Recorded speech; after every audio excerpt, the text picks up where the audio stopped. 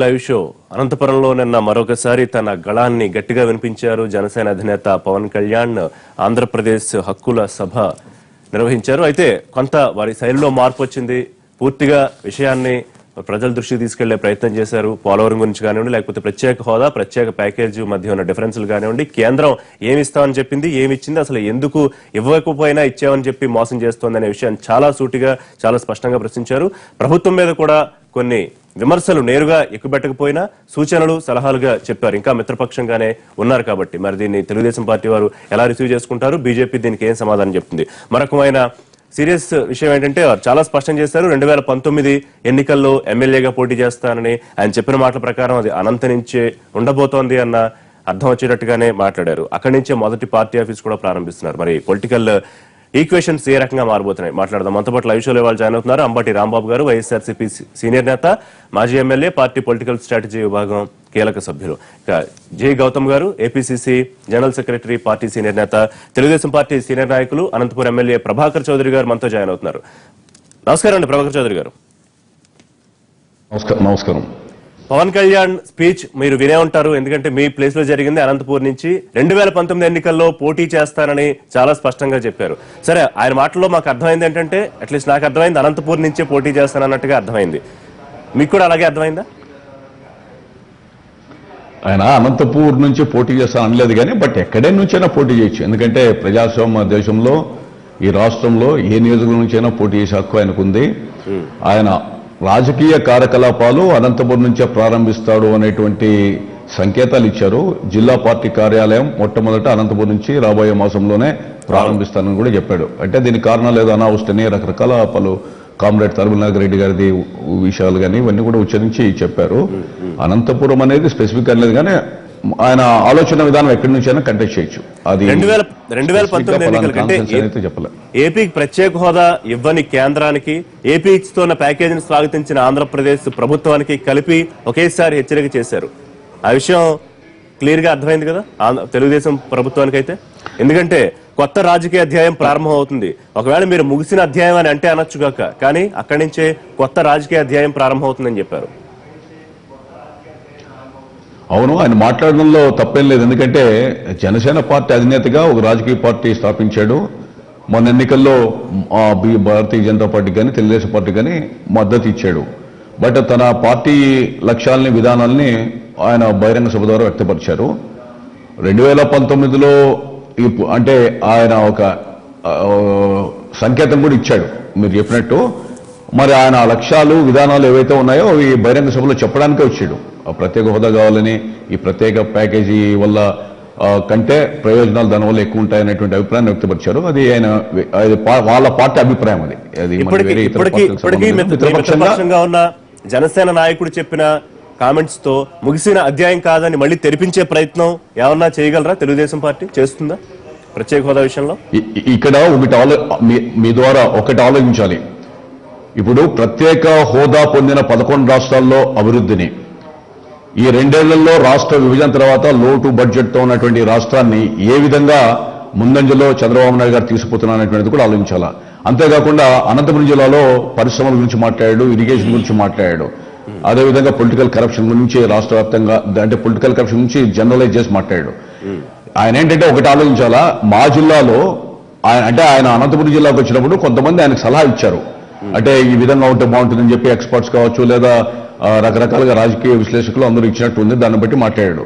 ఈ జిల్లాలో 11,000 కోట్లతో సోలార్, విండ్ పవర్ ప్రాజెక్టుల ఇన్వెస్ట్మెంట్స్ ఈ జిల్లాలో జరిగాయి ఈ 2 ఏళ్లలోనే. అంతేకాకుండా నీటి పారుదల సౌకర్యాలు కానీ, ఇతరత్ర ఎయిర్ బస్ కానీ, తర్వాత కేంద్ర విశ్వవిద్యాలయం గురించి మాట్లాడాడు.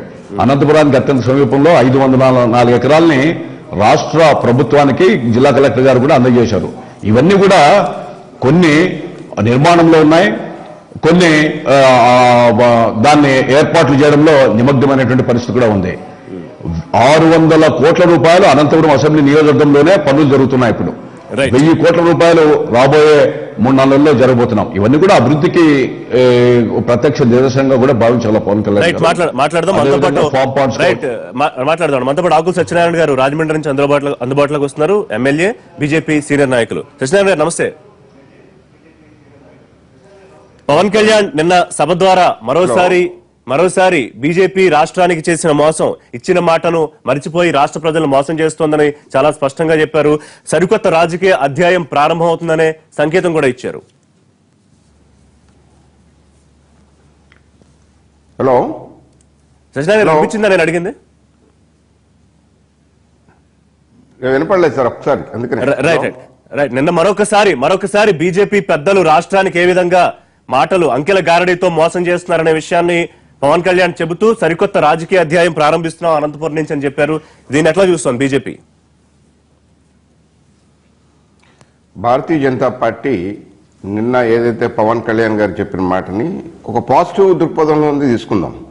ఎందుకంటే వారికి ఏవైతే ప్రత్యేక ప్యాకేజీ మీద కానీ 14th ఫైనాన్స్ కమిషన్ మీద కానీ ఏ విధమైన వాళ్ళ స్పెషలిస్టులు అందరూ కూడా కూర్చుని మాట్లాడడం కూడా నిన్న స్పీచ్లో విన్నాం. తప్పకుండా ఇప్పుడు 1-to-1 మోడీ గారు పవన్ కళ్యాణ్ గారు వెళ్ళి పవన్ కళ్యాణ్ గారితో ఉన్న ఈ ఏదైతే టీం ఉందో తప్పకుండా వాళ్ళు 1-to-1 వాళ్ళ అనుమానాలు కానీ నిజాలు కానీ తెలుసుకోవడానికి పవన్ కళ్యాణ్ గారికి పూర్తి స్థాయి అవకాశం ఉంది. అది వారు వినియోగించుకుంటారు అనుకుంటున్నాను. 1. 2, నిన్న స్పీచ్లో ఏదైతే 14th finance commission devolution of funds కిని ప్రత్యేక ప్యాకేజ్ కిని అన్నిటినీ మిక్సప్ చేసుకుని చూడడం జరిగింది. జైట్లీ గారు గతంలో చెప్పింది ఏంటంటే ఇంతకు ముందు రాష్ట్రం విడిపోకముందు ఈ 13 జిల్లాల రాష్ట్రానికి వచ్చిన ఆదాయం గత 5 ఏళ్లలో ఆ ముందున్న 5 ఏళ్లలో వచ్చింది 69,000 కోట్లు. అటువంటిది ఇప్పుడు 2,06,000 కోట్లు వస్తుందన్న మాట చెప్పారు. అక్కడ ఆ టీం ఎక్కడ ఫెయిల్ అయింది దీనికి. ఎందుకంటే పవన్ కళ్యాణ్ గారికి 2,03,000 ఎంతో వాటెవర్ ఇట్ ఈస్. నేను అనేది ఏంటంటే డెవల్యూషన్ ఆఫ్ ఫండ్స్ డిఫరెంట్.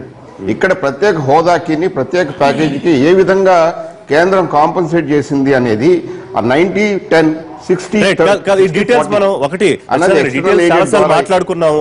కానీ ముగిసిపోయిందని బీజేపీ అంటున్న అధ్యాయాన్ని తెరిచే అవకాశం ఉంటుందా? ఎందుకంటే జనసేన అధినేత పవన్ కళ్యాణ్ గారికి పూర్తి స్థాయి హక్కు ఉంది. అలా తప్పలేదు. రాజకీయంగా ఆ ఛాలెంజ్ ని స్వీకరించడానికి మేము సిద్ధంగానే ఉన్నాం. ఎందుకంటే అల్టిమేట్ తీర్పిచ్చేది ప్రజలు. అల్టిమేట్ గా తీర్పిచ్చేది ప్రజలే కదా. మేము రెడీ. ప్రజలకు కూడా అవగాహన కలిగించేటట్టు చేస్తాం. రెండవది, పవన్ కళ్యాణ్ గారు కూడా నిన్న ఒక మాట అన్నారు, మోడీ గారి అపాయింట్మెంట్ అడిగాను. తప్పకుండా వారు కూడా ఒకసారి వారితో పాటు ఏదైతే టెక్నికల్ టీం ఉందో మొత్తం వెళ్ళి మోడీ గారు అరుణ్ జైట్లీ గారితో నిజాలు కూడా తెలుసుకుని బయటకు వచ్చి మాట్లాడుతుంటా. ఆ అపాయింట్మెంట్ తప్పకుండా ఇస్తారండి. కావాల్సి మేము కూడా రెడీ దాన్ని అపాయింట్మెంట్ ని ఆర్గనైజ్ చేయడంలో. Very good. సో రాంబాబు గారు, మీకేమనిపించింది నిన్న జనసేన అధినేత పవన్ కళ్యాణ్ స్పీచ్ లో? సరే, జగన్మోహన్ రెడ్డి గారిని కూడా ప్రస్తావించారు, ఆ విషయాలు మాట్లాడదాం. ఓవరాల్ గా మీ ఇంప్రెషన్ ఏంటి? టోటల్ గా ఇంతకు ముందు పవన్ కళ్యాణ్ గారు 3 బహిరంగ సభలండి దీంతో. 1 తిరుపతి, 2 కాకినాడ, 3 అనంతపురం. ఈ 3 చూస్తే ఇది కొద్దిగా ఫైనల్ గా ఉంది. అంటే క్లారిటీ ఈజ్ మోర్. ఎందుకంటే తిరుపతిలో మాట్లాడినప్పుడు కాంగ్రెస్ పార్టీని, భారతీయ జనతా పార్టీని మాత్రమే విమర్శించారు. ఇక్కడికి వచ్చినప్పుడు భారతీయ జనతా పార్టీని ప్రత్యేక ప్యాకేజీ గురించి మాత్రమే విమర్శించారు. ప్రత్యేక ప్యాకేజీ తీసుకున్నటువంటి ప్రభుత్వాన్ని, రాష్ట్ర ప్రభుత్వాన్ని పెద్దగా ఏం మాట్లాడలేదని విమర్శ కూడా వచ్చింది ఆయన మీద. కానీ రెండింటికి సమాధానం చెప్పినట్టుగా నాకు అర్థమైంది. కాకపోతే శుతిమెత్తనగా చెప్పారు. నేను ఏం చెప్పొస్తున్నానంటే ఇక్కడ వైఎస్ఆర్ కాంగ్రెస్ పార్టీ గత కొంతకాలం నుంచి ఘాటుగా చెబుతున్న అంశాలనే పవన్ కళ్యాణ్ గారు కూడా జనసేన వేదిక మీదగా శుతిమెత్తనగా చెప్పారు. అయ్యా, మీరు కరప్షన్ చేస్తున్నారంట, మీరు ఒకే కులాన్ని ప్రోత్సహిస్తున్నారంట, ఇవి కాస్త జాగ్రత్తగా చూసుకోండి అనేటువంటి మాట ఆయన మాట్లాడటం జరిగింది. అంతేకాకుండా ఏమీ లేని ప్యాకేజీని మీరు ఎలా స్వీకరించారో మాకు అర్థం కావడం లేదనే మాట కూడా మాట్లాడారు. రాజధానికి సంబంధించినటువంటి అంశం మాట్లాడినప్పుడు ఇది సింగపూర్ లాగా రాజధాని నిర్మిస్తామని మీరు అంటున్నారు. సింగపూర్ లాగా భవంతులు, వెడల్పాటి రోడ్లు కాదు. సింగపూర్లో ఉన్నటువంటి నీతి నిజాయితీని ఇక్కడ పెట్టండి. ఇక్కడ నీతి నిజాయితీ కరువడింది అనేటువంటి భావన కలుగుతుంది. అంతే స్ట్రాంగ్ గా ఉండాలనేటువంటి భావన మాట్లాడటమే కాకుండా అవినీతి ఇక్కడ జరుగుతుందని నేను వింటున్నాను అన్నారు. అంటే నేను చూస్తున్నాను పోనీ వింటున్నాను, ఇది సరైనటువంటి పద్ధతి కాదు, సరి కాకపోతే సరి అని మీరు నిజంగా ఇది నిజమైతే సరి చేసుకోకపోతే సంతోషించే వాళ్ళు నేనే. నాకు టోటల్ గా అర్థమవుతుంది ఏమిటంటే ఇంతకు ముందు భారతీయ జనతా పార్టీ, తెలుగుదేశం పార్టీ, జనసేన మిత్రమండలి, ఈ మిత్రమండలి నుంచి దూరం అయ్యేటటువంటి పరిస్థితులు కనిపిస్తున్నాయి. బీజేపీకి దూరం అయినట్టే. ఈవెన్ ఈ మీటింగ్ లో తెలుగుదేశానికి కూడా దూరం అవ్వాలనేటువంటి ఆలోచన ఆయన మొలకెత్తినట్టుగా నాకు అర్థమవుతుంది, ప్రజలకు అర్థమవుతున్నట్టు. రాంబాబు గారు, దూరం అయితే ఏంటి ఉంటే ఏంటి పొలిటికల్ ఈక్వేషన్ మాట్లాడే ముందు హోదా విషయంలో ముగిసిపోయిన అధ్యాయం చెబుతున్న బీజేపీ స్వాగతించిన ఆంధ్రప్రదేశ్ ప్రభుత్వం ఒక హెచ్చరిక జారీ చేశారా? నేను ఒక హోదా విషయంలో చెబుతాను. ఇవాళ ఆంధ్ర రాష్ట్రానికి ప్రత్యేక హోదా ఇవ్వాలి అనే దాని మీద డిమాండ్ చేస్తున్నప్పుడు రాజకీయ పక్షాలు రెండుగా చీలిపోయాయి. ఏం చీలిపోయి? ప్రత్యేక హోదా ఇచ్చి తీరవలసిందే, ప్రత్యేక హోదా ఇస్తే తప్ప ఈ రాష్ట్రం బాగుపడదు అనేది ఒక వర్గం రాజకీయాల్లో. రెండో వర్గం ఏంటంటే ప్రత్యేక హోదా లేకపోయినా పర్వాలేదు, ప్రత్యేక ప్యాకేజ్తో సర్దుకుంటాం భారతీయ జనతా పార్టీ, తెలుగుదేశం పార్టీకి సంబంధించిన వారు. కానీ ఇప్పుడు పవన్ కళ్యాణ్ గారు ఏ వర్గంలో చేరారంటే ఎట్టి పరిస్థితుల్లోనూ ప్రత్యేక హోదా కావాలి, ప్రత్యేక హోదా వస్తే తప్ప ఈ రాష్ట్రం బాగుపడదు అనేటటువంటి వర్గంలో ఇవాళ చేరారు. అదంటే సిపిఐ గాని, సిపిఎం గాని, మరి వైఎస్ఆర్ కాంగ్రెస్ పార్టీ కానీ, జనసేన కానీ వీళ్ళందరూ కూడా ఈ రాష్ట్రానికి ప్రత్యేక హోదా కావాల్సిందే, ప్రత్యేక హోదా ముగిసిన అధ్యాయం కాదు, కొత్త రాజకీయం దీని నుంచి తీసుకొస్తాను అనే మాట కూడా మాట్లాడారు. అంటే ప్రభుత్వాలకు వ్యతిరేకంగా పనిచేయడానికి సిద్ధపడుతున్నాడు పవన్ కళ్యాణ్, జనసేన అనేది అర్థమవుతున్నది. సరే, లోపల అంతర్గతంగా రకరకాల పుకార్లు ఉన్నప్పటికీ కూడా బయటకు కనిపిస్తున్నటువంటి మాట మాత్రం ఇది వాస్తవానికి తెలుతూ ఉంది. రైట్. గౌతమ్ గారు, కాంగ్రెస్ పార్టీ అట్లా చూస్తుంది. ఒకటి, మన అంబటి గారు చెప్పింది ఓవరాల్గా మనం వ్యూ సమీక్ష చూస్తే అది వాస్తవం. కాకపోతే నిన్న ఎక్స్పెక్టేషన్స్ ఏముంటాయి, ఆయనకి ఎక్స్పెక్టేషన్ తగ్గట్టుగా మాట్లాడారా లేదా, పబ్లిక్ ఒపీనియన్ ఎలా ఉంది, దాన్ని ఆయన కరెక్ట్గా రీచ్ అయ్యారా లేదా అనే దాంట్లో ఒక పార్ట్లో ఆయన పబ్లిక్ ఒపీనియన్ని ప్రజెంట్ చేశారు. ఎందుకంటే గతం నుంచి మనం అరుణ్ జైట్లీ గారి, చంద్రబాబు నాయుడు గారి ఒప్పందం అర్ధరాత్రి 12 గంటల తర్వాత మన్నాడే మేము కాంగ్రెస్ పార్టీ తరఫున మాట్లాడాం. ఈ ప్యాకేజీ ఆ రోజు ఇచ్చినటువంటి ప్రత్యేక హోదా, దాంట్లో పొందుపరిచినటువంటి ప్యాకేజీ అన్నీ కలిపినటువంటి దాన్ని, ఆ ప్యాకేజీని మళ్ళీ దీంట్లోకి తీసుకొచ్చి ఒక special assistance and financial assistance అని చెప్పి దానికి ఒక పెద్ద ప్యాకేజీ అని ముద్ర వేసి, ఆ ప్యాకేజీ ఏదో ఇతర రాష్ట్రాలకి సంబంధం లేనంతగా పెద్దగా సహాయం చేస్తున్నట్టుగా చెప్పి, ఈ అన్ని విషయాల్ని పొలిటికల్ గా కాంగ్రెస్ పార్టీ తరఫున మేము మొదట మాట్లాడాం. రెండోది, ప్రతి సందర్భంలోనూ ముఖ్యంగా హోదాకు సంబంధించి కాంగ్రెస్ పార్టీ ఇక్కడి నుంచి జాతీయ స్థాయి దాకా రెగ్యులర్ గా ఆంధ్రప్రదేశ్ అదే హక్కు, ఆంధ్రప్రదేశ్ ప్రజల హక్కు అనే మాట్లాడాం. సో లెఫ్ట్ పార్టీస్ మాట్లాడుతున్నాయి, లేదా వైఎస్ఆర్సీపీ మాట్లాడుతుంది. వీళ్ళందరూ గత అరుణ్ జైట్లీ గారి ప్రకటన తర్వాత ఒక స్పష్టతకు రావాల్సి వచ్చింది రాష్ట్ర ప్రజల ప్రయోజనాల రీత్యా. క్రెడిట్ గేమ్ అంటే దాని మీన్స్ ఒకటి ఉంది. ఇప్పుడు అనంతపురంలో మనం సభ పెట్టాం, రాయలసీమ వెనుకబడతనం గురించి కూడా మాట్లాడాం. ఆ ప్యాకేజీలోనే సుమారు దానికి ఒక 24,500 కోట్ల విలువ చేసేటువంటి ప్యాకేజీని మన చట్టంలో పెడితే, ఒక బుందేల్ఖండ్ తరహా ప్యాకేజీని ఈవేళ దీన్ని వీళ్ళు ఏం చేశారంటే 2,500 కుదించి ఇంతకు మించి ఇవ్వలేమని చెప్పారు. దాన్ని కూడా నిన్న పవన్ కళ్యాణ్ గారు ముఖ్యంగా అనంతపురం వెనుకబడిన జిల్లాగా ఆ వెనుకబడిన జిల్లాల అభివృద్ధి నిధులను కూడా తొలగించారు. ఏది కేంద్ర ప్రభుత్వం కొత్తగా వచ్చిన వాళ్ళ దాంట్లో. సో అవి తొలగించారు, ప్యాకేజీలో వెనుకబడిన ప్రాంతాలకు పెట్టిన అంశాన్ని తొలగించారు. దీన్ని ఇంకా ఎక్కువ ఇస్తున్నామని చెప్తున్నారు. ఒక అంశం కాదు, మీరు అనేక అంశాల్లో ఇది పెద్ద మోసం. రైట్. కనుక ఒక మాట ఏంటంటే, పవన్ కళ్యాణ్ గారు నిన్న సభలో ఒక క్లారిటీ అయితే వచ్చారని నేను అనుకుంటున్నా. భారతీయ జనతా పార్టీ, తెలుగుదేశం పార్టీ ఇద్దరు మోసం చేశారు, వాళ్ళు మోసం చేశారు, వీళ్ళు మోసాన్ని ఆమోదించి సమ్మతించారు, ఇద్దరు కుమ్మక్కయ్యారు, ఇద్దరు తప్పు చేశారన్న చాలా స్పష్టంగా డిక్లేర్ చేశారు. ప్రభాకర్ చౌదరి గారు, ఒకటి, అనంతపురానికి కనీసం రాయలసీమకు 100 టీఎంసీల నీరు రావాల్సిన అవసరం ఉంటే దాదాపు 30-40 టీఎంసీల కన్నా ఎక్కువ రావట్లేదు. ఒక సత్యసాయిబాబా లాంటి వ్యక్తో, మరొక స్వచ్ఛంద సంస్థ చేయగలిగిన పని ప్రభుత్వాలు ఎందుకు చేయలేకపోతున్నాయని చిత్తశుద్ధిని చాలా స్పష్టంగా ప్రశ్నించారు. దీనికి యాక్షన్ ప్లాన్ ఏంటో చెప్పకపోతే నాకన్నా బలమైన శత్రువు ఉండరు. అంటే కేవలం నీరు కోసమే కాకపోయినా మేనిఫెస్టోలో పెట్టిన అంశాలు కానివ్వండి, మిగతా అన్ని అంశాలను ప్రస్తావిస్తూ దీన్ని ఎట్లా అడ్రస్ చేయబోతున్నారు? ఇప్పుడు ఈ రాష్ట్ర ప్రభుత్వ అధినేతగా పశ్చిమ గోదావరి జిల్లా మీద, అనంతపురం జిల్లా మీద ప్రత్యేక అభిమానం ఉందని చెప్పి ముఖ్యమంత్రి గారు పదే చెప్తున్నారు. అందులో భాగంగానే ఈ అనావశ్యాన్ని పారదోలడానికి పలు విప్లవాత్మకమైనటువంటి నిర్ణయాలు తీసుకున్నాడు ఈ రాష్ట్రంలో, ముఖ్యంగా అనంతపురం జిల్లాలో.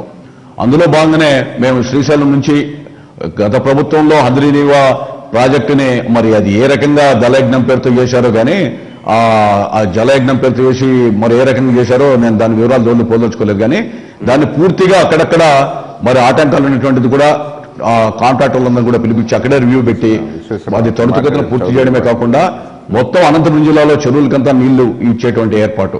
ఈ 16 టీఎంసీల నీళ్లు గత సంవత్సరం తీసుకున్నాం. ఇప్పుడు కూడా మన శ్రీశైలం బ్యాక్ వాటర్ శ్రీశైలం నుంచి నీళ్లు తీసుకునేటువంటి పరిస్థితి ఉంది.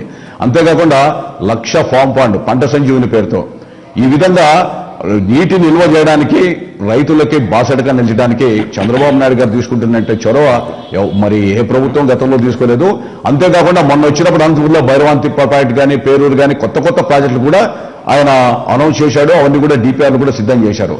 ఈ విధంగా చంద్రబాబు నాయుడు గారికి బాధ్యత ఉంది నాకు అనంతపురం చేయడానికి, రుణం తీర్చుకోవాలనేది పదే పదే సో ఉన్న ప్రాజెక్టులు ఉపయోగించిన 100 టీఎంసీల నీరు ఆ వెనుకబడ్డ ప్రాంతానికి తీసుకురావడానికి ఇప్పటికే మీ దగ్గర యాక్షన్ ప్లాన్ ఉందంటారా? డెఫినెట్ గా కారణం ఏంటంటే 100 టీఎంసీలు అని కాకుండా ఇప్పుడు 48 టీఎంసీలు నీళ్లు పొందడానికి పలు రకాలుగా ప్రణాళికలు సిద్ధం చేసుకున్నాం. ఆల్రెడీ మరి హెచ్ఎల్సీ ద్వారా కానీ, అదేవిధంగా ఆదినివా ద్వారా కానీ ఈ రోజు దాదాపు 16 టీఎంసీలు అంటే 26 టీఎంసీలు వాటర్ కూడా తీసుకోవడం జరిగింది. 48 టీఎంసీలు కూడా ఈ జిల్లాకు తీసుకోవాలని ప్రయత్నం జరుగుతున్నాయి. ఇక అవినీతి ఆరోపణల గురించి పూర్తి స్థాయిలో అవినీతి ఆరోపణల గురించి కూడా ప్రస్తావించారు. అయితే నేను వింటున్నాను, ఇది వాస్తవం కాకపోతే సంతోషిస్తా, కానీ నిజమైతే మీరు ఆత్మపరిశీలన చేసుకోవాల్సిందే అని చెప్పి ఒక గట్టి దాని మీద ఎట్లా తీసుకుంటారు? సూచన, హెచ్చరిక, లేకపోతే ఏ రకంగా తీసుకుంటారు? ఒక జనసేన అధినేతగా మిత్రపక్ష సోదరుడుగా ఆయన చెప్పినటువంటి నిజంగా దాన్ని పాజిటివ్ గా తీసుకుంటాం. కారణం ఏంటంటే ముఖ్యమంత్రి గారే అక్కడక్కడ రాజకీయ అవినీతి పెరిగిపోతా ఉంది, దాన్ని అంతమొందించాలని చెప్పి ఆయన పరోక్షంగా హెచ్చరికలు కూడా చాలా మంది చేశారు. అదేవిధంగా సాక్షి పత్రికలో వచ్చేటువంటి కథనాలు కూడా మరి నాయకులు కానీ, రాజకీయ పార్టీలు కానీ అనిత్యం దాన్ని విశ్వసిస్తే తప్పవుతుంది. వాస్తవాలకు కూడా మన విరుద్ధంగా కాకుండా వాస్తవాలకు అనుగుణంగా కూడా ఉండాలి. మరి తెలుగుదేశం పార్టీలోనే అంటే కాదు కదా, అంటే అవినీతి జరగకపోయినా అవినీతి జరిగిందని సాక్షి పత్రిక రాస్తోందని మీరు చెప్పదలుచుకున్నారా, లేకపోతే కొద్దిగా అవినీతి జరిగితే దాన్ని చూపిస్తోందని చెప్పదలుచుకున్నారా? నేను రాజకీయ అవినీతి లేదని మాత్రం చెప్పను, కానీ పొలిటికల్ కరప్షన్ అనేది అన్ని చోట్ల ఉంది. దాన్ని ఏ విధంగా నివారించాలనేటువంటిది ముఖ్యమంత్రి గారు ప్రయత్నం చేస్తున్నారు. అంతేకాకుండా ముఖ్యమంత్రి గారు సాంకేతిక పరంగా శాశ్వతమైన నిర్ణయాలు తీసుకున్నారు. మరి ఎందుకంటే మన నిత్యావసర సరుకుల పంపిణీలో కానీ, పెన్షన్ల విధానంలో కానీ, అదేవిధంగా రైతుల రుణమాఫీలో కానీ ఒక టెక్నాలజీ ఉపయోగించి ఎక్కడ కూడా దళారు లేకుండా రాజకీయ నాయకులు అది ఏ పార్టీ వాళ్ళని కూడా వాళ్ళ ప్రమేయం లేకుండా నిజాయితీగా ప్రజలకు ఆ డబ్బు అందాలి, అవినీతికి అక్రమాలకు తావు లేకుండా చేసేటువంటి ప్రయత్నంలో భాగమే. అంతేకాకుండా 500 రూపాయలు 1000 రూపాయల నోట్లు కూడా రద్దునే ప్రశంసిస్తూ హర్షించినటువంటి మొట్టమొదటి వ్యక్తి చంద్రబాబు నాయుడు గారు గత మాసంలో ఉత్తరం కూడా రాశారు. మరి అదే ఇతర పక్షాల నేతలు ప్రధానమంత్రి గారిని మరి అదే విధంగా కేంద్ర ప్రభుత్వాన్ని నువ్వు 500 రూపాయలు 1000 రూపాయల నోట్లు పోతే నల్లధనం పోతుంది, అవినీతిని కొంత అరికట్టచ్చు అనేటువంటిది ఎక్కడైనా కూడా వాళ్ళు ప్రశంసించారా, అభినందించారా కూడా ఒకసారి ఆలోచించాలా. అంటే మా చిత్తశుద్ధిని ఎవరు శంకించాల్సిన అవసరం లేదు. తప్పకుండా ప్రజలకు జవాబుదారిగా అవినీతి రహిత పాలన చేయాలనే పలు రకాల ప్రయోగాలు చేస్తున్నారు. అవినీతి జరగట్లేదని నేనేం చెప్పట్లేదు, కానీ కొన్ని పత్రికలు, సాక్షి పత్రిక లాంటి పత్రికలు దాన్ని ఎక్కువ చేసి చూపిస్తున్నాయి. ప్రభాకర్ చౌదరి గారు సరే ఏదో ఆయన ధోరణి ఆయన చెప్పినప్పటికీ కూడా అవినీతి జరుగుతున్నది అనేది కేవలం సాక్షి పత్రిక చెప్తేనే ప్రజలు నమ్మరు. పత్రికలో రాసేవి గ్రౌండ్లో జరిగేవి వాస్తవాలా కాదా అనేది కంపేర్ చేసుకుంటారు. అద్భుతాలు ఏదో జరిగిపోతున్నాయని పత్రికలు రాసినా కూడా నమ్మరు. అయితే ఇవాళ మన ప్రధాన చర్చనీయాంశం ఏమిటంటే పవన్ కళ్యాణ్ కూడా, ఇవాళ మీ మిత్రుడైనటువంటి పవన్ కళ్యాణ్ కూడా, జనసేన అధిపతి అయిన పవన్ కళ్యాణ్ కూడా, మీ గెలుపుకు దోహదం చేసిన పవన్ కళ్యాణ్ కూడా మీరు కరప్షన్ చేస్తున్నారు, అవినీతి పెరిగిపోయింది, బంధుప్రీతి పెరిగిపోయింది అనేటువంటిది ఒక వార్తలు వస్తున్నాయి, జాగ్రత్త అని హెచ్చరించే దశకు వచ్చిన తర్వాత కూడా ఆయన పాజిటివ్ గా తీసుకుంటానంటే మాకేం అభ్యంతరం, తీసుకోమనండి. నేననేది ఏంటంటే పవన్ కళ్యాణ్ ఒక ముళ్ళు పెట్టి అలా గుచ్చాడు, గుచ్చితే అబ్బాయి అదేం లేదని మమ్మల్ని ఏం గుచ్చలేదంటే నిప్పు రావట్లేదంటే ఆయన త్వరలోనే కర్రు కాల్చి వాత కూడా పెట్టి తెచ్చుకోకండి అని అంటున్నా. ఏంటంటే ఇవాళ మేము ఎప్పటి నుంచో చెబుతున్నాం, ఒక్క నిమిషం ఆగండి ప్రభాకర్ చౌదరి, ఈ రాష్ట్రంలో అవినీతి విపరీతంగా పెరిగిపోయింది. చంద్రబాబు నాయుడు గారి బంధుగణం ఆయన కుమారుడు అవినీతికి ప్రధాన కర్తలుగా వ్యవహరిస్తున్నారు అని మేము చాలా ఘాటుగా చెబుతున్నాం. అదే విషయాన్ని శృతిమెత్తనంగా మన పవన్ కళ్యాణ్ గారు మీ మిత్రుడు చెప్పాడు, అది మీరు పాజిటివ్ గా తీసుకుంటే మాకేం అభ్యంతరం. సాక్షి పత్రికలో వచ్చిందని ఆయన ప్రస్తావన చేయలేదు, మీరు మాట్లాడుతున్నారు. సాక్షి పత్రిక గురించి నిన్న కూడా మన ఈయన పేరేంటి లోకేష్ బాబు గారు మాట్లాడారు, అదో కర్రపత్రం అని. అది కర్రపత్రం కాదు, అదో పెద్ద కర్ర మిమ్మల్ని అప్పుడప్పుడు నడ్డి మీద వేస్తుంటుంది. మీరు దాన్ని గమనిస్తే మంచిది, గమనించలేమంటే రాష్ట్ర ప్రభుత్వంలో మీరు కూడా భాగస్వాములుగా ఉన్నారు. అవినీతి అంశం ప్రస్తావించారు పవన్ కళ్యాణ్. దీని మీద మీ వ్యూ ఏంటి? ఏదైతే పవన్ కళ్యాణ్ గారు నిన్న కామెంట్ చేశారో, సరే ఒక కామెంట్ చేశారు, ఒక రాజకీయ ప్రత్యామ్నాయంగా ఆయన ఒక ఆల్టర్నేటివ్ పొలిటికల్ ఫోర్స్ గా రావాలనుకున్నప్పుడు ఇటువంటి మాటలు రావడం సహజం. రెండోది ఏంటంటే, ఒక పక్కన మొన్న 7వ తారీఖున నరేంద్ర మోడీ గారు ఏదైతే తీసుకున్నారో దాని గురించి కూడా ఎత్తకపోవడం నిజంగా బాధేసింది. ఎందుకంటే నల్లధనమే కాదు, అవినీతే కాదు, మిగతా విషయాలన్నిటి మీద పోరాటం చేస్తున్న నరేంద్ర మోడీ గారిని కూడా అంటే దాదాపుగా ప్రత్యేక హోదా విషయంలో కేంద్రం తీసుకున్న ఛాన్స్ ఏదైతే ఉందో ప్రజలను మోసం చేస్తారని బాధతో ఆవేదనతో ఉన్నారో దాంట్లో ఋషి గారు ఇప్పుడు ఎలా అంటే పబ్లిక్ ఒపీనియన్ క్రియేట్ చేయడంలో ఆయన ఒక అంశం తీసుకున్నాడు, ప్రత్యేక హోదా అమృతం అని. మేము కాదు, అన్ని దానికంటే కూడా మంచిదని మేము అంటాము. ఇట్ ఆల్ డిపెండ్స్ ఆన్ మేము పబ్లిక్ ఒపీనియన్ ఏ విధంగా క్రియేట్ చేస్తాము, ఆయన ఏం క్రియేట్ చేస్తాడో, ఆయన సక్సీడ్ అవుతాడా మేము సక్సీడ్ అవుతాం అనేది ఒక అంశం. రెండవది ఏదైతే పొలిటికల్ కరప్షన్ కానీ మిగతా కరప్షన్ మీద అంతా కూడా యుద్ధం చేస్తున్న మోడీ గారి గురించి నిన్న కరెంట్ అఫైర్స్ గురించి ఏమి ఎత్తుకోలేదు. అంటే అక్కడ నేను అనేది ఏంటంటే, పవన్ కళ్యాణ్ గారు ఒక ప్రత్యామ్నాయ రాజకీయ వ్యవస్థగా రావడానికి సిద్ధపడినప్పుడు ఒక పబ్లిక్ ని అంటే అంత జనసందోహాన్ని అడ్రస్ చేసినప్పుడు 7వ తారీఖు జరిగింది, 10వ తారీఖున మాట్లాడకపోవడం బాగాలేదు అని అనుకుంటున్నాను. రైట్ గౌతమ్ గారు, అంటే ప్రత్యామ్నాయ రాజకీయ వ్యవస్థగా ఆయన రాబోతున్నారు కాబట్టే కామెంట్స్ చేశారన్న రీతిలో సత్యనారాయణ గారు చెప్పారు. ఒకటేమిటంటే, ఆయన ప్రత్యామ్నాయంగా ఎదగాలని కోరుకోవడం తప్పేం లేదు. ఎందుకంటే ఏ రాజకీయ పార్టీ అయినా ఉన్న రాజకీయ పార్టీలు ప్రత్యామ్నాయంగా ఎదగాలని కోరుకుంటుంది. సో నిన్న బీజేపీ వారు ఆశిస్తుంది, తెలుగుదేశం వారు ఆశిస్తుంది ఏంటంటే, మోడీ గారు 500 నోట్లు 1000 నోట్ల రద్దుని కనుక ఆయన అభినందిస్తూ మాట్లాడేస్తే ఇష్యూస్ అన్ని పక్కకి వెళ్ళిపోయింది, ఇప్పుడు వేళ దాని గురించి మాట్లాడుకునే వాళ్ళం అనేది వారి ఉద్దేశం కావచ్చు. మేము చెప్తున్నది ఏంటంటే, హోదా అంశాలు ఏవైతే ఉన్నాయో ఇది మోసం, తప్పుపట్టా తప్పలేదు.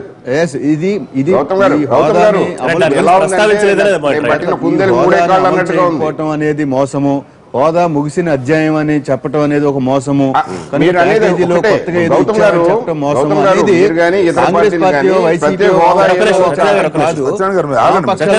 కాదు, భారతీయ జనతా పార్టీకి టీడీపీకి మిత్రపక్షంగా ఉండి ఆయన చెప్పడంలో ఇవాళ చాలా వాల్యూ ఉంది. ఎందుకనంటే మీరు దాన్ని అప్రిషియేట్ చేస్తూ ముఖ్యమంత్రి గారు మీరు మిత్రపక్షంగా ఉన్నారా అనేది అనుమానం. చాలా స్పష్టంగా గతంలో ఇప్పుడు ఏం జరుగుతుంది అందులో ఒక మాట ఏంటంటే, భారతీయ జనతా పార్టీ తెలుగుదేశం పార్టీ వాళ్ళు కొన్ని కోట్ల రూపాయలు ఖర్చు పెట్టి మన ఆంధ్రప్రదేశ్ ప్రజల మీద ఒక బలవంతంగా హోదా కంటే ఎక్కువ ఇస్తున్నామని ఒక అబద్ధాన్ని, ప్యాకేజీ ఏదో ప్యాకేజీ లేని ప్యాకేజీ ఉన్నట్టు ఒక మోసాన్ని ఏదైతే ప్రచారం చేయడానికి రోడ్ల మీదకి వస్తున్నారో దానికి ఆ శిబిరంలో ఉన్నటువంటి తెలుగుదేశం ప్రభుత్వం ఆకుల సత్యనారాయణ గారు లేవనెత్తినటువంటి అంశం ఏమిటంటే, మొన్న తీసుకున్నటువంటి ఒక సాహసోపేతమైన నిర్ణయాన్ని గురించి ఆయన పొగడలేదనో లేదా పొగడినా విమర్శించినా పర్వాలేదు. నా అభిప్రాయం కూడా అదేనండి. నా అభిప్రాయం కూడా నేను చెప్తాను. ఇప్పుడు అలాగే సర్జికల్ స్ట్రైక్స్ గురించి ప్రస్తావన చేయలేదను ఆయన అనుకుంటే అనుకోవచ్చు. కానీ మీకు మొన్నటిదాకా మిత్రుడిగా ఉన్నటువంటి పవన్ కళ్యాణ్ గారు, మీ గెలుపుకు దోహదం చేసినటువంటి పవన్ కళ్యాణ్ గారు, ప్రత్యేకంగా మోడీ గారి ప్రమాణ స్వీకారానికి ప్రత్యేక ఆహ్వానితుడిగా అటెండ్ అయినటువంటి పవన్ కళ్యాణ్ గారు వీటి గురించి ప్రస్తావన చేయడానికి కూడా సుముఖంగా లేనటువంటి పరిస్థితిలో ఉన్నాడు. అంటే మీరు ప్రత్యేక హోదాను ఇవ్వకపోవటం పట్ల ఎంత వ్యతిరేకతగా ఉన్నాడు అనేది గుర్తుపెట్టుకోవాలి. ఇంకొక అంశం ఏమిటంటే, మేనిఫెస్టోలో ప్రభుత్వాలు ఇచ్చినటువంటివి ఒక్క నిమిషం అండి, మేనిఫెస్టోలో ప్రభుత్వాలు చెప్పినటువంటివి చేయకపోతే వారికి నేను బలమైన శత్రువుని అంటే, మీకు అలాగే తెలుగుదేశానికి మేనిఫెస్టోలో ఇచ్చినటువంటివి మీరు నెరవేర్చకపోతే మీకు శత్రువుగానే నేను ఉద్భవిస్తానని చాలా కేటగిరీలుగా చెప్పిన తర్వాత కూడా మేము పాజిటివ్ గా తీసుకుంటాము, మాకు మిత్రుడు అనుకుంటే అనుకోవచ్చు, తప్పేది. ప్రభాకర్ చౌదరి గారు, ఇప్పటికీ మీ మిత్రుడుగా ఉన్న పవన్ కళ్యాణ్ ఇంకొక సీరియస్ ఇష్యూ అడ్రస్ చేశారు. సమస్యలు కనుక మీరు పూర్తి స్థాయిలో అటెంప్టివ్ గా అడ్రస్ చేయకపోతే కనుక మళ్ళీ ఒక వేర్పాటువాద ఉద్యమం పుట్టే ప్రమాదం ఉంది, ఉత్తరాంధ్ర నుంచి కానీ రాయలసీమ నుంచి కానీ. అటువంటి ప్రమాదం ఉందా? మీరు అక్కడ వాస్తవ్యులే కాబట్టి అటువంటి పరిస్థితి ఉందా? అంటే కొన్ని రాజకీయ పక్షాలు రకరకాలుగా ఆలోచనతో ఉన్నాయి. ఎందుకంటే మేము గతంలో కూడా చూసాం, రాయలసీమ ఉద్యమం పేరుతో అంటే వేరే ప్రభుత్వాలు అధికారంలో ఉన్నప్పుడు కొంతమంది ఈ రాయలసీమ ప్రాంతంలో ఉన్నటువంటి వ్యక్తులు ఒక సామాజిక నిబంధనటువంటి వ్యక్తులు కూడా వచ్చి లేదు ఇది మాకు అధికారానికి దూరం అవుతున్నాము, ఉద్యమాలు తీసుకొని రావాలని. అధికారం వచ్చిన తర్వాత వాళ్ళకి ఆ ఉద్యమాలు మర్చిపోతున్నారు, మళ్ళీ ప్రజల అవసరాలు కూడా మర్చిపోయేటువంటి పరిస్థితి. ఆ విధమైనటువంటి ఆలోచన ఉండేటువంటి పరిస్థితిలో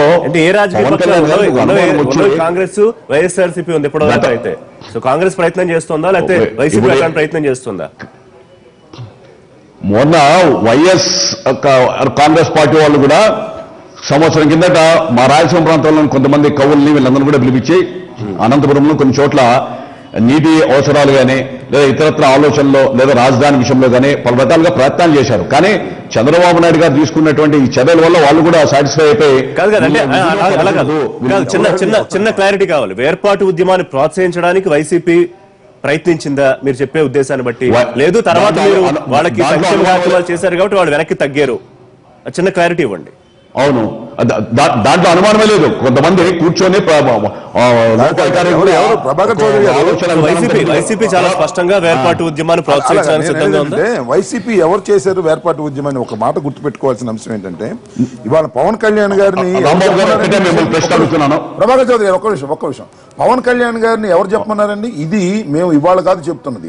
శాసనసభలో రాజధాని ఎక్కడ ఏర్పాటు చేయాలనే దాని మీద చర్చించండి అంటే చర్చ లేకోకుండా ఏకగ్రీవ తీర్మానం చేసినటువంటి పని ఈ శాసనసభలో చేశారు.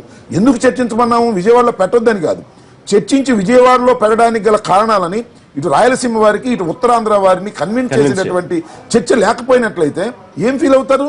రాయలసీమ వారు మాకు దూరం అయిపోయారు, వాళ్ళు ఫీల్ అవుతారు, ఉత్తరాంధ్ర వాళ్ళు కూడా వాళ్ళు ఫీల్ అవుతారు. ఈ విషయాన్ని మేము డే 1 చెప్పాం. ఇవాళ పవన్ కళ్యాణ్ గారు చెప్పొచ్చు, డే 1 మీరు చర్చ లేకోకుండా ఒక రాజధాని నిర్ణయం చేయటంలో చర్చలో భాగస్వాములు కాకపోతే ఓన్ చేసుకోకపోతే ప్రాంతీయ విభేదాలు వచ్చే ప్రమాదం ఉందని చెప్తే ప్రాంతీయ విభేదాలు మేము రెచ్చగొడుతున్నాం అనేటువంటి మాట మాట్లాడుతున్నారు. ఇంకొక విషయాన్ని కూడా మీకు చెప్పదలుచుకున్నా. ఒక విషయం, మొన్న ఈ మధ్యనే తెలంగాణ విడిపోయిన సందర్భంలో ఎంత నష్టం జరిగిందో మనందరికీ తెలుసు. తెలంగాణ ఉద్యమం ఏ రూపంలో వచ్చిందో కూడా తెలుసు. తెలంగాణకు అన్యాయం జరిగిందని వాళ్ళు ఫీల్ అయినప్పుడే ఉద్యమం వచ్చింది. అలాగే రాయలసీమకు అన్యాయం జరిగిందనో ఉత్తరాంధ్రకు అన్యాయం జరిగిందనో ఫీలింగ్ రాకోకుండా చేయవలసినటువంటి బాధ్యత ప్రధాన నాయకుడి మీద ఉంది, సభానాయకుడి మీద. దాన్ని ఎగ్గొట్టేసి ఇవాళ పవన్ కళ్యాణ్ అంటే దాన్ని ఏదో మా మీద రుద్దేటటువంటి ప్రయత్నం చేస్తారు. పవన్ కళ్యాణ్ గారికి మీరు సమాధానం చెప్పండి. పవన్ కళ్యాణ్ గారు బయటకు వచ్చి చెప్పిన తర్వాత ముఖ్యమంత్రి గారు సమాధానం చెప్పండి. అంబటి రాంబాబు గారిని మీ ద్వారా ఉంటే అడుగుతున్నాను. చెప్పండి. నాగిరెడ్డి అనేటువంటి వైఎస్ఆర్సీపీ పార్టీ రైతు నాయకుడు పట్టుసీమ కడితే రాయలసీమకి నీళ్లు పోతాయని చెప్పి తూర్పు గోదావరి పశ్చిమ గోదావరిలో పెట్టి అక్కడ ఉద్యమం తీసుకురావడానికి ప్రయత్నం చేశాడు. రాయలసీమ ప్రాంతానికి వస్తే మరో రకంగా అంటే పరోక్షంగా రకాలుగా చేసే ప్రాజెక్టులో పడితే రాయలసీమకు నీళ్ళు ఎట్లా వెళ్తాయో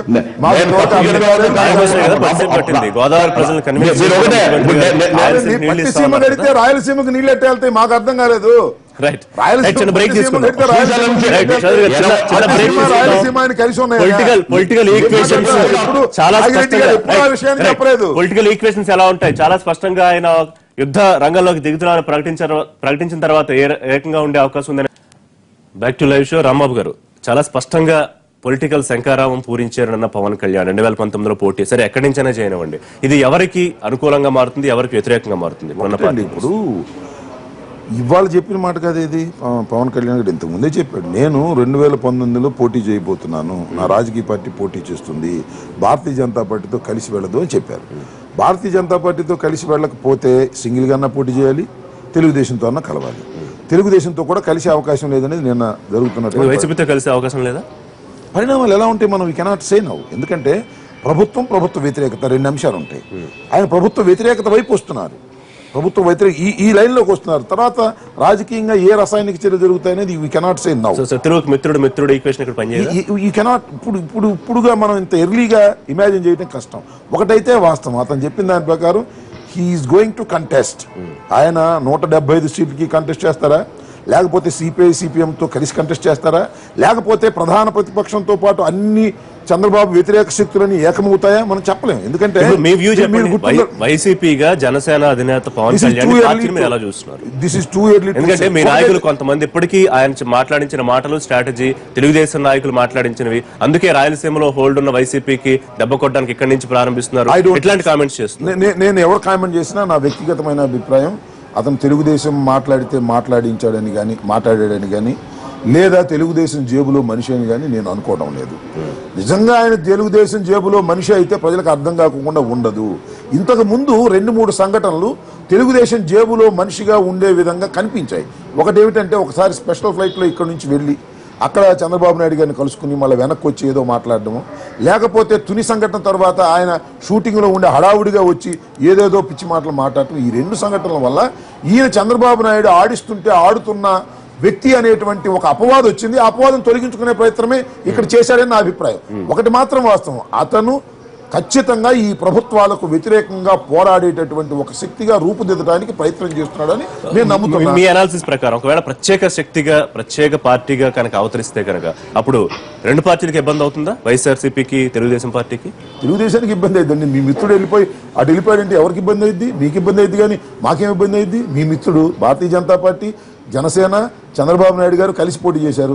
ఒక మిత్రుడు బయటకు వచ్చి నా మిత్రుడు దొంగ, నా మిత్రుడు సరిగా పనిచేయటం లేదు అని చెప్తే ఆ మిత్రుడు నష్టం, కానీ మాకేం నష్టం? గౌతమ్ గారు, మీ అనాలిసిస్ ఏంటి? ఆయన పొలిటికల్ గా ఎట్లా ఉండొచ్చు మొత్తం ఈక్వేషన్స్? అంటే ఇప్పుడే చెప్పలేమండి. బట్ పబ్లిక్ ఎజెండా మాత్రం ఏదైతే ప్రత్యేక హోదా ఉందో అది ఖచ్చితంగా ఎన్నికల అంశంగా, రాజకీయ అంశంగా మారబోతుంది అనేది మా అంచనా.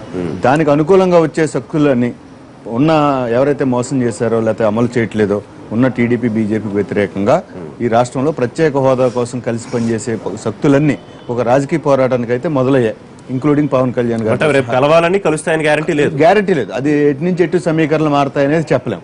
అయితే కాంగ్రెస్ పార్టీకి మాకు కూడా ఒక స్పేస్ అడ్వాంటేజ్ ఏముందంటే ప్రత్యేక హోదా ఇవ్వటంతో పాటు పోరాటం జాతీయ స్థాయిలో చేయటంతో పాటు రేపు జాతీయ పార్టీగా కాంగ్రెస్ కి ఉండేటువంటి అవకాశాలు రీత్యా మళ్ళీ ప్రత్యేక హోదా అమలు చేయాలన్నప్పుడు ఖచ్చితంగా కాంగ్రెసే దాన్ని చెప్పగలదు ఒక జాతీయ పార్టీగా, భారతీయ జనతా పార్టీ లేనప్పుడు.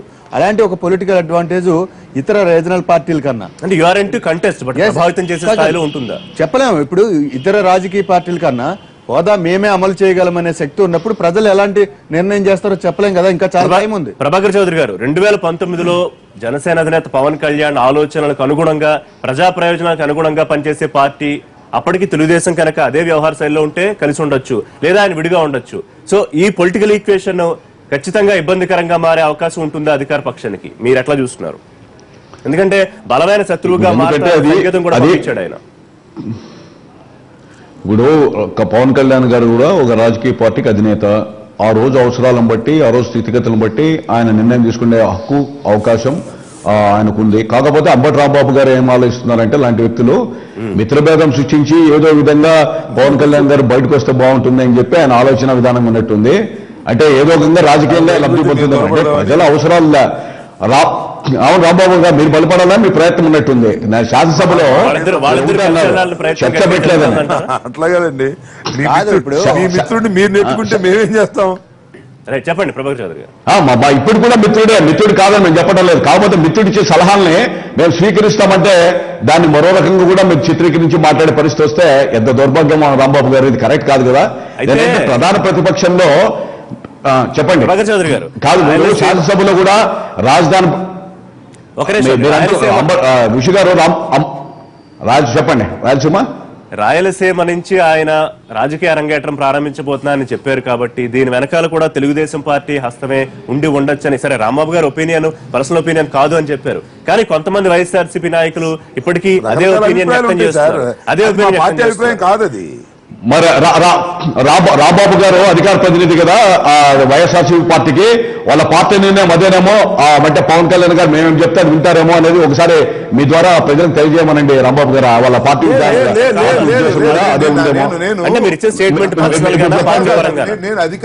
నేను అధికారికంగా చెప్పేది ఒకటే, పవన్ కళ్యాణ్ మీకు మిత్రుడు, ఆయనతో మీరు సైల్ అయ్యారు. పవన్ కళ్యాణ్ గారు మీ రాజకీయ లాభం కోసం, మీ రాజకీయ ప్రయోజనాల కోసం కొంతకాలం పనిచేశారు. ఇప్పుడు మీ రాజకీయ ప్రయోజనాల కోసం పనిచేసే పరిస్థితుల్లో లేడనేది ఆయన సంకేతాలు పంపుతున్నాడు. అంతే, దీనిలో ఏ విధమైన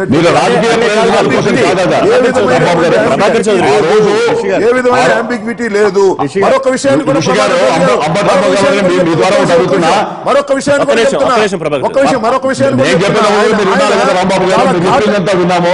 సార్ ఒక్క మాట, ఆయన చాలా ఘాటైన మాట మాట్లాడాడండి. ఏమన్నాడు? రాజధాని నిర్మాణం సింగపూర్ లాగా అంటే ఎత్తైన భవనాలు, వెడల్పైన రోడ్లు కాదు. నీతి నిజాయితీగా ఉండాలి అని మిమ్మల్ని అంత గట్టి మాట చేసుకోండి. మీ మిత్రుడుగా కాదండి, చాలా మా మిత్రుడు కాబట్టి కాంగ్రెస్ పార్టీ ఒక వ్యూ ఎక్స్ప్రెస్ చేస్తుంది, రెండింటికి కలిపి చెప్తారు. ఒకటి ఏంటంటే ఒక రాజకీయ విధానం, ఒక ప్రజల సమస్య మీద ఒక రాజకీయ విధానం ముత్తులుగా ఉంచాలా శత్రువులుగా ఉంచాలనేది నిర్ణయిస్తుంది. ప్రత్యేక హోదా మేము ఇవ్వలేమని చెప్పేసిన తర్వాత హోదా మాకు కావాలి, అది అమృత చుక్క అని చెప్పిన వాళ్ళతో మిత్రత్వం ఏముంటది రేపు? ప్రత్యేక హోదాను ఆమోదించిన మిత్రత్వం ఉండే అవకాశం కూడా లేదు రేపు. ఒకవేళ అలా మిత్రత్వం ఉంటే ఖచ్చితంగా ప్రజలు కూడా జనసేన వైపు ఉండరు.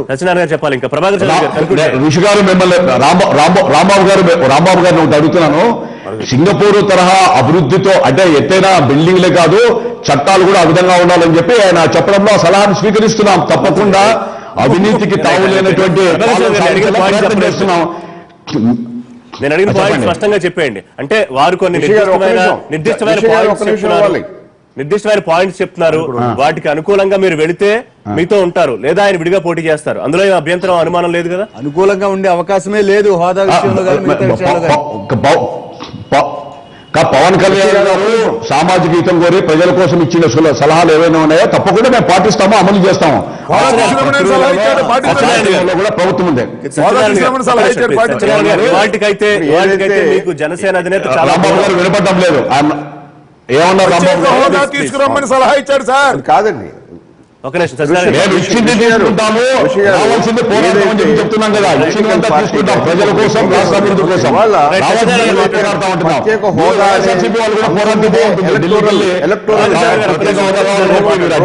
ప్రో పీపుల్ ఉంటారు, యాంటీ పీపుల్ కూడా ఉంటారు. హలో చెప్పండి. ఏదైతే ఇవాళ ఒక అంశం మీద కేవలం ఒక అంశం మీద వెళ్తే మనం గతంలో ఎక్స్పీరియన్స్ చూసాం. సమైక్యాంధ్ర ఉద్యమ నేపథ్యంలో సమైక్యాంధ్ర పార్టీ అని పెట్టి ప్రజలు ఏ విధంగా తిరస్కరించారు. ఎందుకంటే ఆ రోజుల్లో సమైక్యాంధ్ర ఉద్యమం అనేది ప్రజల్లో మనోభావాలకు ఇబ్బంది అవుతుందన్న అంశం మీద వెళ్ళిన పార్టీలు ఏమైనా తెలుసు. ముఖ్యంగా పవన్ కళ్యాణ్ కున్న వ్యక్తిగత నో డౌట్ ఆయన is one of the tallest man in AP. దాంట్లో నాకు అనుమానం లేదు, ఏం లేదు. ప్రభావితం ఏ మేరకు చేయగలరు, సీట్లు వచ్చే స్థాయికి చేయగలరా, లేకపోతే ఓట్ స్ప్లిట్ చేయడం స్థాయికి రాగలరా అనేది చూడాలి. చూద్దాం. ఇప్పుడే మొదలైన ప్రయాణం ఓట్లు చీలిస్తారా కాదనేది పాయింట్ కాదు. ఒక హోదాను అమలు చేస్తారా లేదన్నప్పుడు హోదా కావాలని 2019 కనిపిస్తోంది. థ్యాంక్ యూ సత్యనారాయణ గారు, థ్యాంక్ యూ రాంబాబు గారు.